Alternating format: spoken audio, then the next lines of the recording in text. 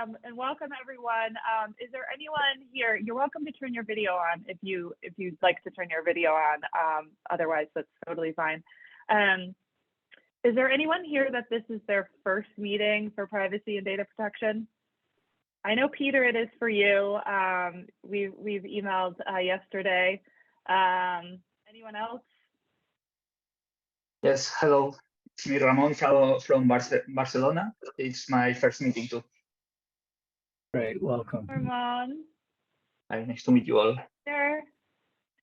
Peter, if you want to just take a quick moment to say hello and tell everyone where you're from. Hi everybody. My name is Peter Jackson, like Lord of the Rings. And I work with Luster in Los Angeles. I'm one of the two people within the firm who does data privacy and security, along with Tim Toohey, who I know some of you have met. Tim didn't want to be up at 6 a.m. and I intuitively knew this. And so I'm here to speak about California privacy and whatever questions we have. But nice to meet you all and thank you for the invitation. Thanks for joining Peter. us, especially so early. This is Sandhya. You're from where? This I'm is sorry. also my first meeting. Welcome, Sandhya. Thank you. And anyone else? This is your first meeting of this group? Luciana. Hi everyone, I'm Luciana Marcos. This is my first meeting and I'm from Peru, from the firm Bayet Rey Calvi Perez, and I'm glad to meet you everyone here. All right, thank you, and thank you for joining. I think the other names I do recognize on here, but I like to give everyone on their first meeting a chance to just briefly introduce themselves. This meeting is focused on updates in the Americas, but as you know, we have a number of folks that are not from the Americas on here, and anyone is welcome to attend any of these meetings, regardless of what jurisdiction they are from. So with that, I'm going to go ahead and hand it over. A brief introduction for those of you who are new. Christian Runte is co-chair of this group for the EMEA region. And then our other co-chair at the moment is Ted Agostinos from the Americas. And we are working on getting a third co-chair to join us from Asia. But with that, I'm going to go ahead and hand it over to Ted, who will be running our meeting. Go ahead, Ted. Thanks, Hannah. Thanks a lot, and welcome everyone. Glad to have everyone with us. Especially those of you who are up either very early or very late. So we've got, as Hannah said, a U.S. focused agenda for this particular meeting, and the next one I think will be Asia focused or Europe focused. Not sure yet. But I guess the point is, I always love those meetings because I learn more about things that are important to my practice, even though I'm not in the region. And so hopefully those of you who aren't in the Americas will also enjoy hearing about what's going on in the Americas. And so, but we would definitely invite any of you to chime in on any of these topics, and particularly those of you in the Americas who may be working on these issues. But anyone else as well, and certainly welcome questions as we go through.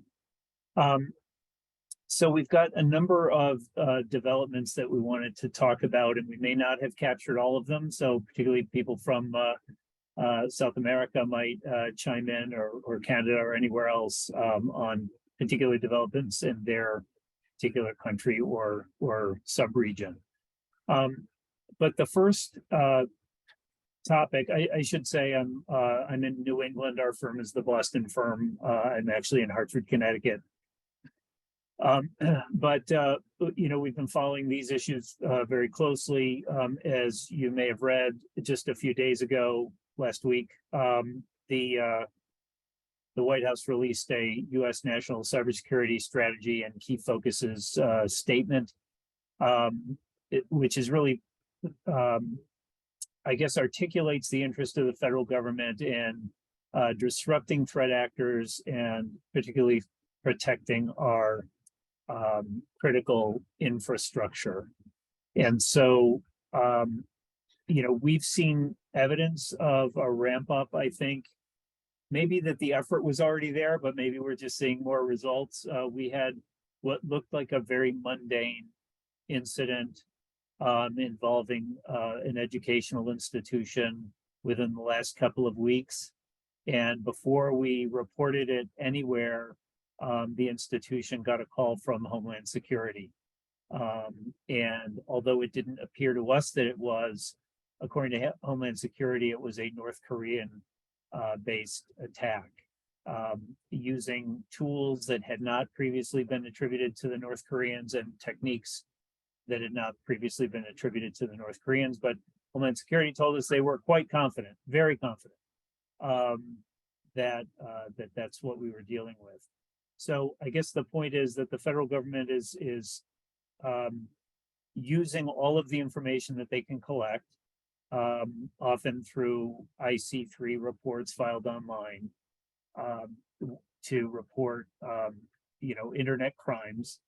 And they've been amassing that information for a long time. I think these days, and I'll again welcome any others with their experience, but we're hearing back much more rapidly and much more frequently than we had in the past from the federal agencies about attackers, and they've been really focused on collecting as much information as they can, and again, sometimes even being proactive. Anyone else following this who wants to chime in?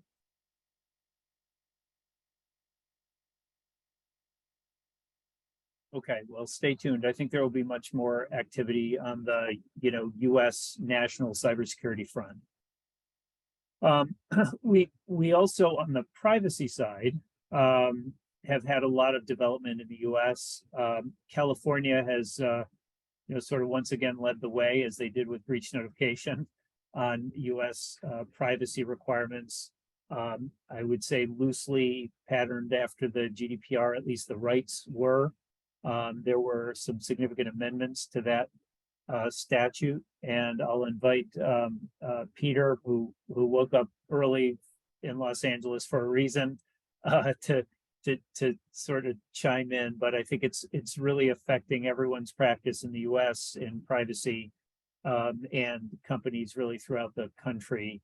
And I should say that other states have enacted similar laws, and Peter, you or I can certainly comment on those. So if you're up for it, if you've had your coffee, happy to kind of turn it to you if you want to describe what Sure. the land in California.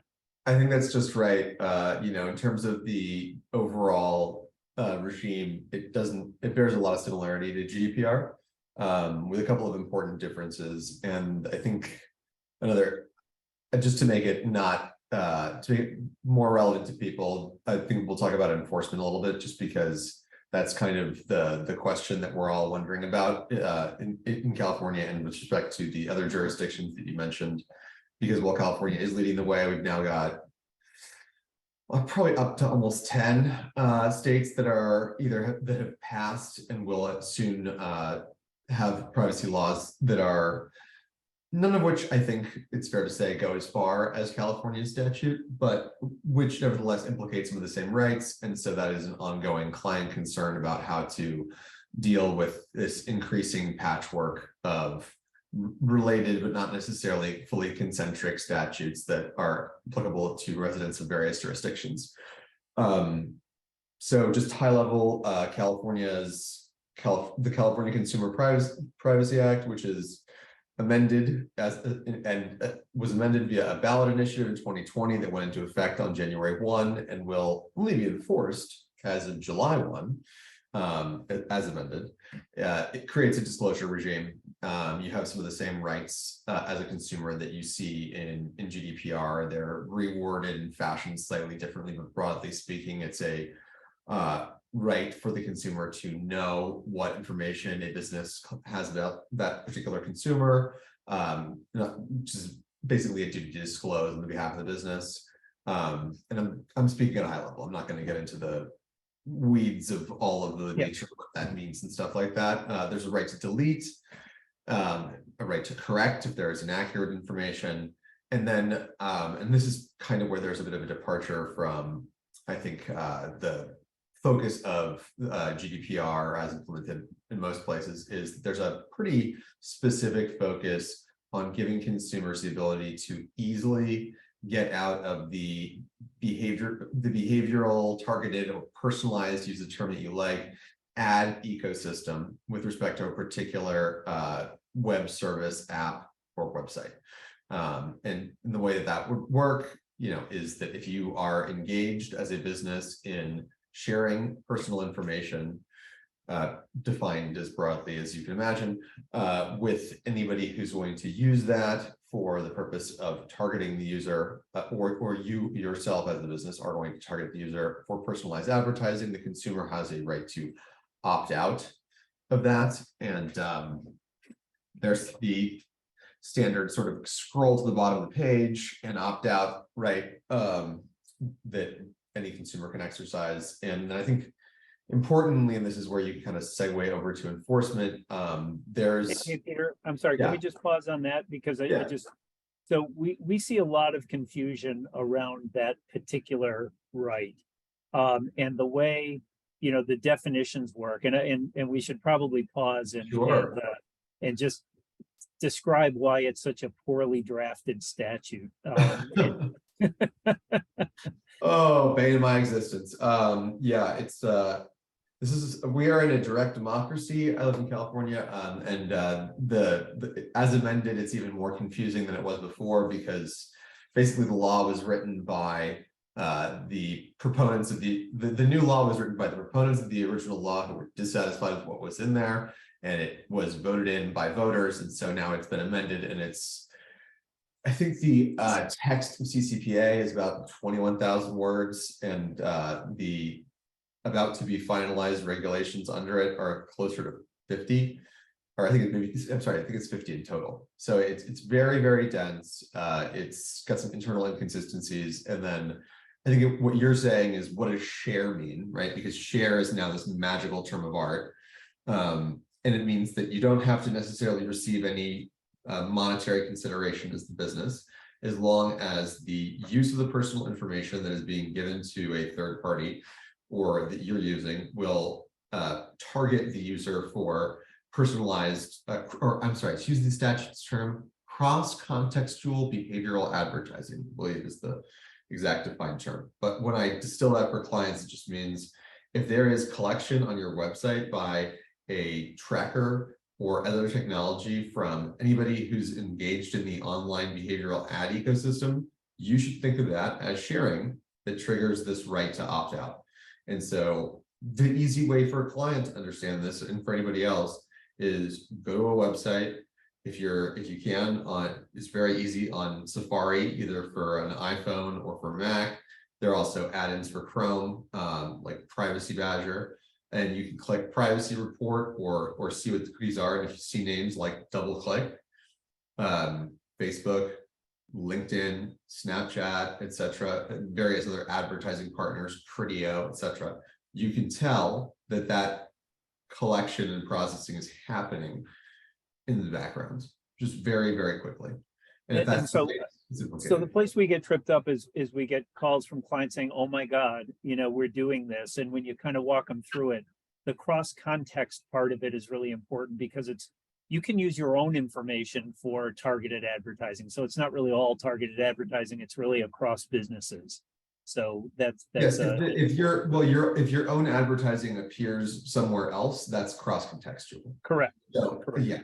You can advertise to your own people based on your own interactions. Yes, you can target your own users with advertising on your own page or platform. But the moment you are seeking to place those advertisements is just sort of the linchpin of what the entire commercial internet is today. If you're a consumer brand, or you're any other website that wants to sort of drive engagement, it's valuable to know who visited your website and be able to target them later. It's a very, very widespread practice. And sorry for the detour, but I thought that was important. No, it's super important. But you were going to get to enforcement, which I think will be very interesting as well. Yeah. I would say that California, so far, this law has been enforced by the California State Attorney General.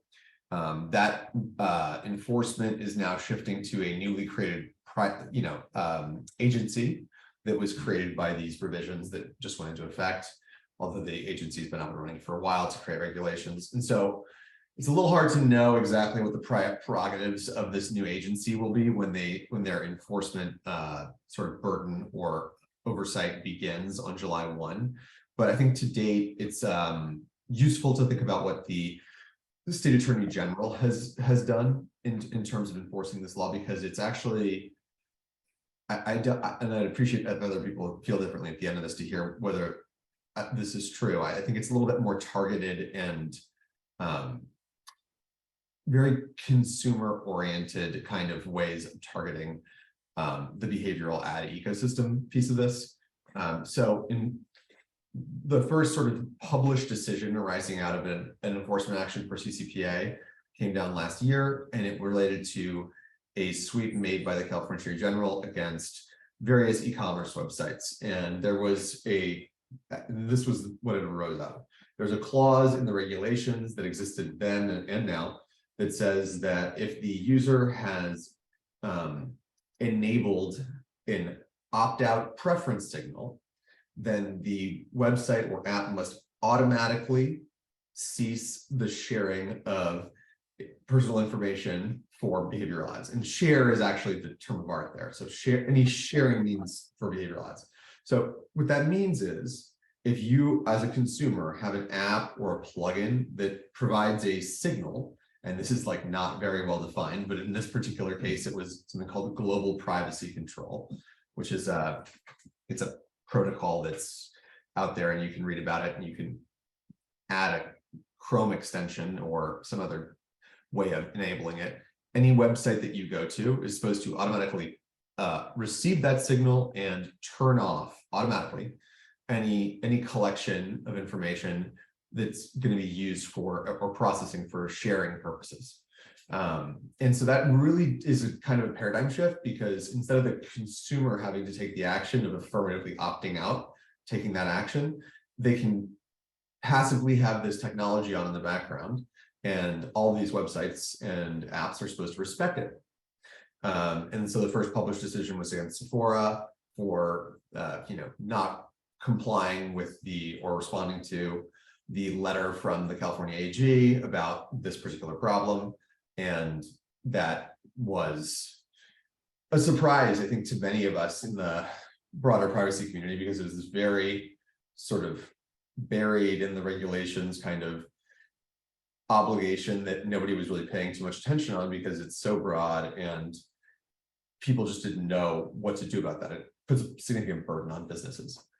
So that's something that we've been very focused on. And I think it's a rather intelligent way of going about this, because instead of forcing all the consumer action, have cookie notices and a million questions about privacy that people find hard to understand. It's like, if you want to enable this technology in the background, then all the websites you visit, all the apps you use, they have to respect that. So that was the first one. And then more recently, there was a sweep targeting basically the websites not processing various rights requests, whether it be opt-out, disclosure, or delete, from authorized agents, which is permitted under the law. You're allowed to authorize an agent to file those requests for you under CCPA.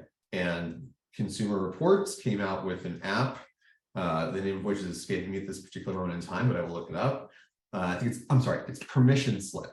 And basically it's a very clean looking little app, and you can log it, you create an account on there, and they will file these requests on your behalf with all sorts of retailers and other businesses online.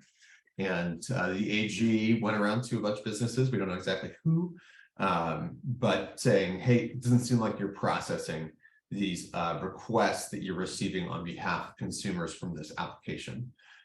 So in each case, what we're seeing is sort of consumers being able to vindicate their rights in a very easy fashion, being sort of an enforcement priority, and an attempt to sort of shift the burden from the individual to the business in terms of vindicating consumer rights under the law. Probably none of that made sense, but any questions, or I don't know, Ted, how's that? I think that was about right. Yeah, it's a difficult statute. I don't know why they decided to depart from GDPR terminology and use, define sort of terms in common use, like consumer even sharing and others in a way Drives me that crazy. yeah, drives. I was talking to an AG in another state, and I said, "Are you talking with California?" And they said, "Yeah, all the time," because this other state also has a privacy law. And I said, "I'm going to ask you. You don't have to answer, but the California AG must hate this statute." And they said, "Oh, yeah, they hate it." 100%. Yeah. So But they have this concurrent enforcement authority, so we'll see if they decide that they're completely out of the business of enforcing it, which frankly I think would be a shame if the new agency starts going around to small businesses and saying you didn't use the particular language of CCPA, right. which, as you just alluded to, is very it's very hard to fashion a policy for a website, a disclosure policy that says or notice, as you may be more familiar with, that doesn't use the term share except to mean this particular thing that California means. So. Great. Well, thank you on that. And so the landscape in the other states right now, you mentioned a bunch of states have bills pending or statutes enacted, and there are 4 where there are statutes enacted. So Colorado, Connecticut, Utah, and Virginia. Virginia's is already effective January 1 of this. Correct.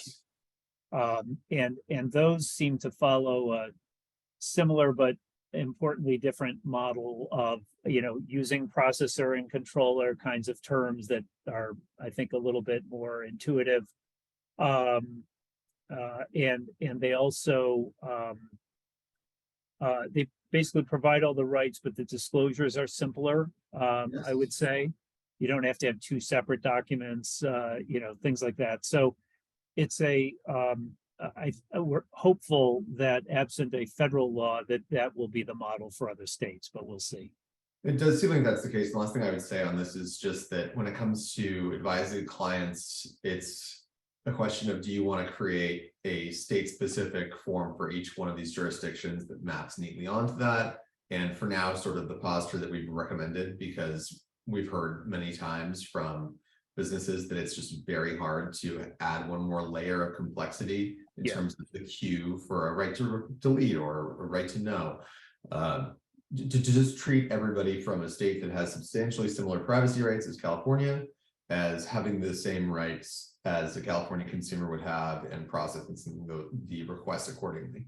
It's just lower burden on the business, and that may change as time goes on. We'll see how much engagement there is from people in terms of in making these requests, but it's just simpler for them to often just have one sort of rights request form that everybody uses, and it's easy to file that no matter where you are if you're in one of those jurisdictions. Yep, good. And I see Nancy. Could I just I just wanted to add one little point just for the folks who are not from the United States as to why this stuff is really significant, because you might be thinking like, well, what state laws is that really so important, generally speaking? But in particular, California's law has a pretty low threshold for its application, which is based on annual revenue, and the revenue, at least from our interpretation, and I think it's generally interpreted to mean worldwide revenue, and if the entity qualifies as doing business in California, which doesn't take too much, then they are subject to this law. And so it's a pretty significant thing for one state to then extend its reach very broadly. And another thing is that although our Congress is attempting to pass something that would be national in scope, California is a big obstacle to that, because they're very aggressively opposing any federal legislation which is which is very much influencing particular senators, obviously the California senators and representatives in Congress, as well as others, and they're very much leading the charge. So it is not just a single state issue. It's actually kind of a national thing, and really international. The other state laws have more limited application, so they're less likely to affect entities that are not established in the United States. But anyway, I just wanted to point that out. That's important. Nancy, you said something that was interesting, and that's, you said a lot of things that were interesting, but one thing I wanted to pick up on was the issue of the California opposition to a federal privacy law. My understanding was that that was targeted pretty specifically on preemption. That I wasn't sure that they were opposing a federal law that didn't have preemption. I thought they were really focused on laws that would have preemption. Is that your understanding, or do you? Yes, that's exactly right. That's exactly Okay. right. Yeah. It's just, I think that the chance of industry getting behind, and therefore there being much, emphasis, so real power behind federal legislation that is not preemptive, Yeah. is pretty low. So yeah, thank you very much for clarifying that. Great. Let's see, any observations on any of the other states? Nancy, I noted that, well, one of the new requirements, including in California, will be a data privacy assessment, which is here for the first time, coming in July. And so the other states, other than Utah, for some reason, have this similar requirement. And I think at least a couple of the other states have expressed that they are trying to get to a one size, fits all, or one ring to rule them all, or however you want to put it, that a data privacy assessment done for one regime will be adequate, or acceptable in the other states. Anybody have any thoughts or comments on the data privacy assessment and how and whether and to what extent it might differ from, for example, GDPR assessments that have been done or other assessments that companies have done? So I get a lot of questions about, we already do an assessment for, like, New York DFS cybersecurity regulation. This is, I think, different from that because it's really focused on privacy, in it, not just security. And so I think it's going to be a new thing for a lot of companies in the US. I haven't really married it up against the GDPR requirements. And so I don't know if anybody's willing to speak to that at this point. I mean, I would think that, the base that you obviously need to pay attention to the law you're assessing against in terms of, are we complying with this and that? But these things seem to me to be actions that a company would want to take irrespective of the requirement in terms of any law that applies to them. They're wanting to be checking that they're complying. But I do think that, it's a good point in terms of what is going to be satisfactory to regulators, and we really can't know that for sure. Yeah. So for those who are interested, Colorado has introduced some draft regulations that get into what they would require or look to. It's only draft, it's only Colorado, but at least it's a place to start for people looking at these various state requirements. So, and we'll see more, as Peter said. There are a number of states. Some states, I think Massachusetts has 5 different privacy bills, in the process. So who knows? I'm not reading every possible bill and trying to handicap which one's more likely to be adopted at this point, but stay tuned. So another agenda item that we had was regulatory actions concerning dark patterns. And I don't know if there's anybody who would like to kind of pick up on that.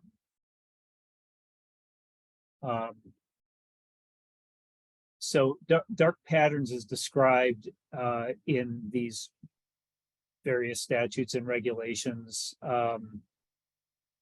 as essentially decision making. It's usually tied to automated decision making, usually some concept of profiling, and there's a concern about the way information will be used in an automated way to make decisions about consumers. And there have been some regulatory actions against Google and others based on dark patterns, which even in states that, or even for the federal government, which doesn't have a specific prohibition or a set of requirements around this, the FTC has considered certain kinds of activity and dark patterns to be unfair and deceptive trade practices. So we'll see more about that. I think there are more regulations to come out to describe what this actually is and how companies can avoid a problem here. I don't know if anybody else has a comment on that, or if there's any GDPR perspective that can be shared here, or other country perspective.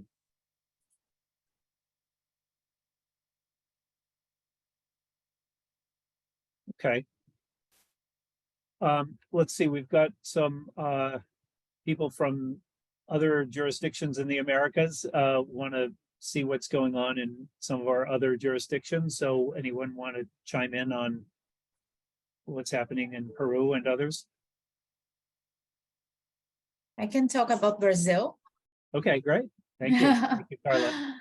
So we have this general data protection law, which was published in 2018, became effective partially in 2020, and in 2021, the articles regarding the penalties of the law became effective. Our law is very similar to the European GDPR. So the same concepts, data subject rights are very similar, legal basis, I mean, and this law created a national data protection authority. So we do have now a specific authority dealing with data protection, and this authority, since it was created, it became issuing further regulation, because there are some aspects of the law that need to be regulated. They issued also some guidelines. For instance, we do have guidelines on notification of data breaches, but not a specific regulation on that yet. So there is no deadline that we can, the recommendation of the authorities that the deadline should be 2 days as of becoming aware of the incident, but we are still waiting for a specific regulation on that. And then the authority started organizing itself and published a regulation regarding its administrative procedures as a preparation for the actual enforcement. But it was still pending a regulation that will define the rules for application and calculation of the penalties. And without such regulation, the authority could not actually apply such penalties. So we had a law that was effective, but the authority has not actually applied any decisions yet, and enforcement hasn't started. But on February 27, we had the authority publish this regulation regarding the calculation of penalties and the rules for application, whether a violation would be deemed as moderate or and then the standards for the calculation and application of especially the monetary penalties, which are the fines that are similarly to the GDPR, can go until 50 million reais, depending on the revenues of the company. And now what happens is that the authority can apply those penalties, and they actually already have some administrative procedures that are in place. And now they are able to finalize those procedures and issue a decision applying a penalty to those companies. And now what we expect is that many companies now will become more worried about complying with the law, since now that we actually have chances of seeing fines being applied to companies. So that was a major thing for this year. Great. What about data transfer, specifically to the United States? What do we need to worry about there? So data transfer is a subject matter that is still pending regulation from the authority. They have raised a public consultation regarding this topic, and we actually contributed to that as well. What we expect is that they will follow a model that is probably similar, but not exactly equal to Europe, which is based on model clauses. But they still need to issue that regulation. We do have the articles in the law dealing with data transfers, but since we do not have contractual clauses approved, anything on that specifically issued by the authority, the article is empty. I mean, so currently what we are recommending to our clients is that any transfers that they need to make abroad, they do relying on strong set of contractual clauses. I mean, that can somehow be inspired in what we have in Europe, but not exactly like that. But in order to guarantee that the Brazilian law will be respected. And as soon as we have a regulation and something issued by the authority, of course, the companies will need to revise their procedures on that. Okay. And I think those regulations have been expected for a while. Is that right? Do you have any Yes. sense of timing on that? It is, when they come up? yes, they have, so they have a regulatory agenda. We were expecting that for last year, but I mean, since there are a lot of things going on, we are expecting this for this year. For instance, for this regulation on the application of fines, they also submitted to public consultation and they received more than 2,000 contributions on that public consultation. So they are taking more time than expected. They have a good team, but it's not that they are a huge authority yet. They have a small team, a very good technical team, but they are doing things, I mean, on their pace. Great. Thank you. Thank you very much, Carla. Any other jurisdictions that want to report in on new developments or enforcement issues or anything else in the privacy and cybersecurity space? Yes, so in India, we have a draft digital personal data protection bill. So it's called Digital Personal Data Protection Bill, which has been sort of, public comments have been sought, and we shortly expect that to be introduced. It may take a few months because apart from the legislation, they are going to come out with rules. So the whole, I mean, setting up the rules and the different regulatory authorities may take some time. So we expect that the act may be in place maybe between middle of June 2023 till end of June 2023.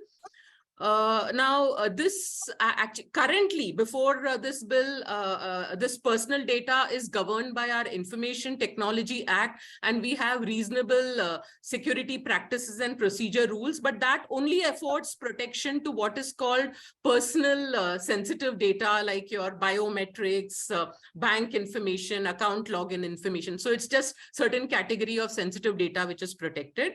That's the existing law. The proposed new bill is, of course, much wider, and we more or less follow the GDPR.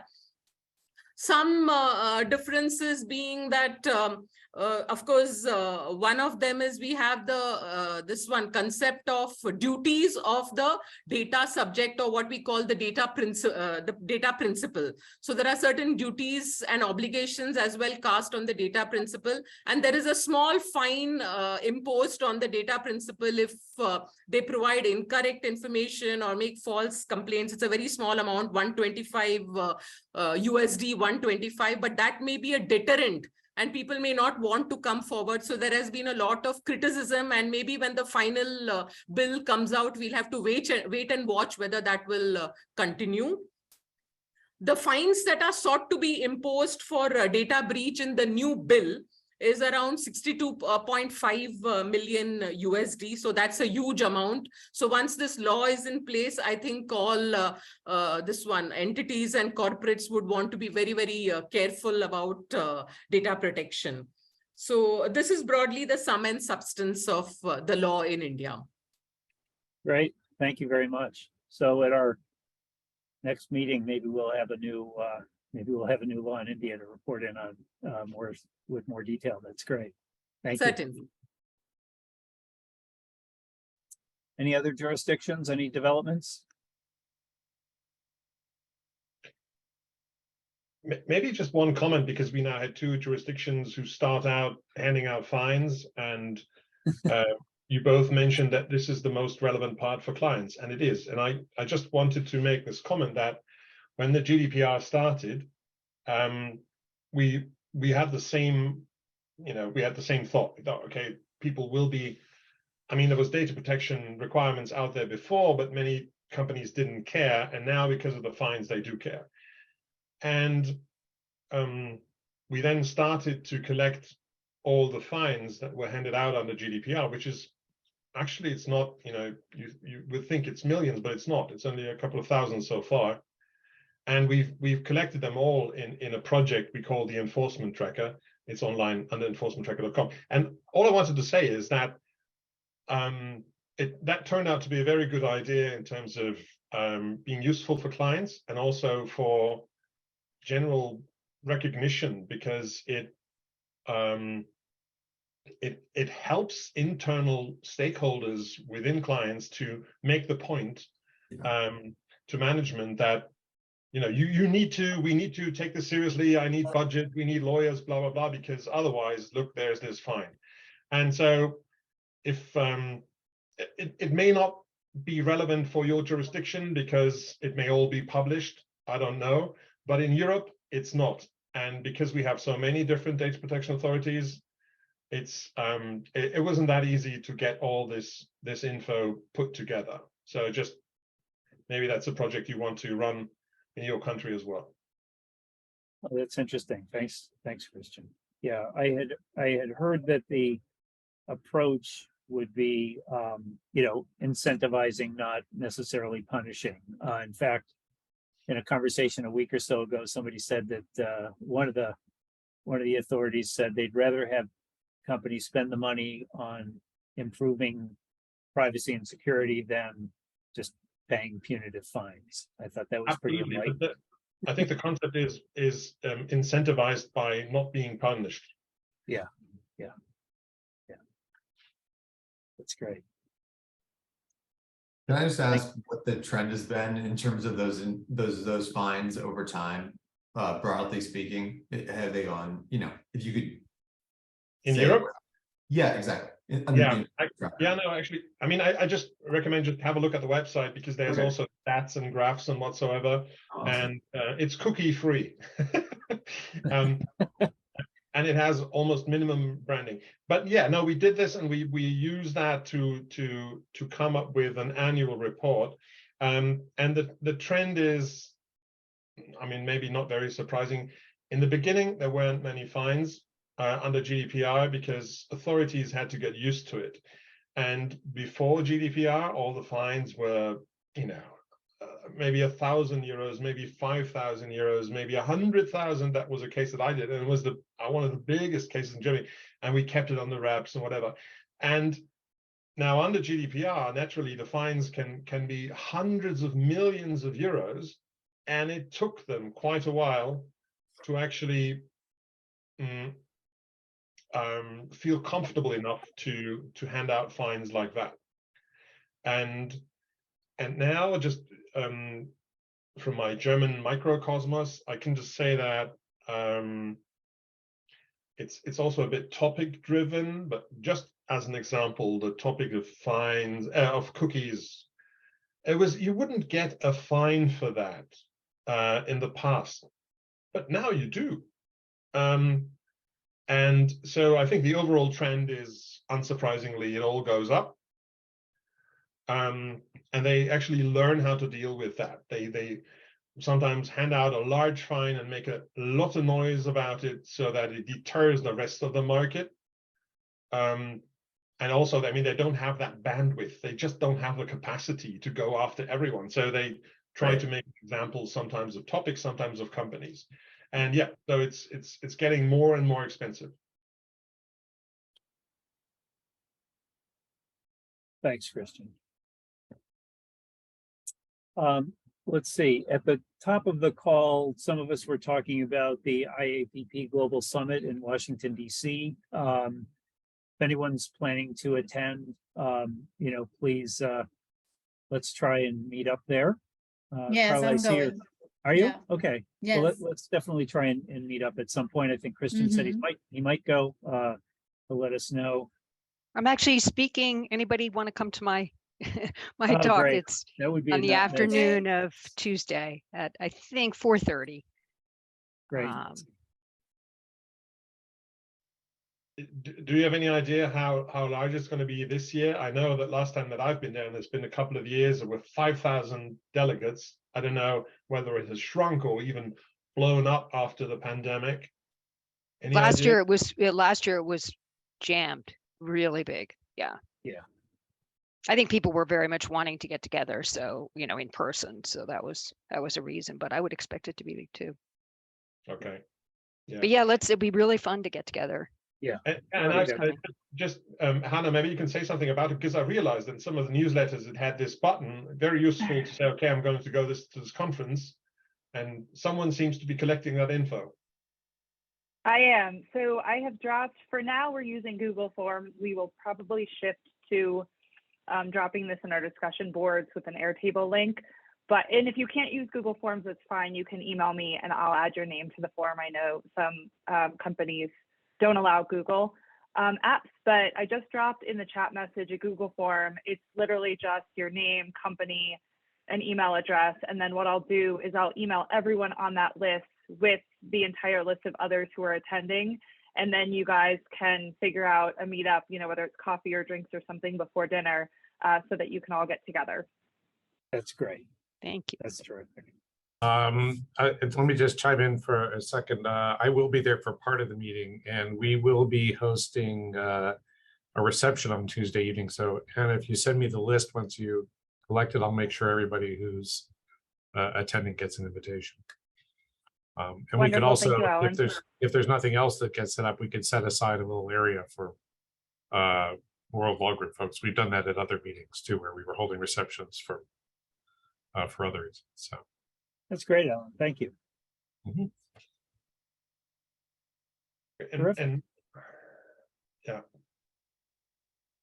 Sorry, Kristen, you were going to say? No, I didn't. No, I thought of it. And I just had an idea, but it's too detailed. And I just wanted to mention that maybe, Hannah, if you send out a list, maybe you can also make a QR code so that everyone can set up and join a WhatsApp group or something. Because usually on these, we don't have mobile phone addresses, and you will never meet people at a venue like this if there's no short-term communication. But I don't know if that's something that can be done. Yeah, I can absolutely do that, Christian, and I will get that going. Great.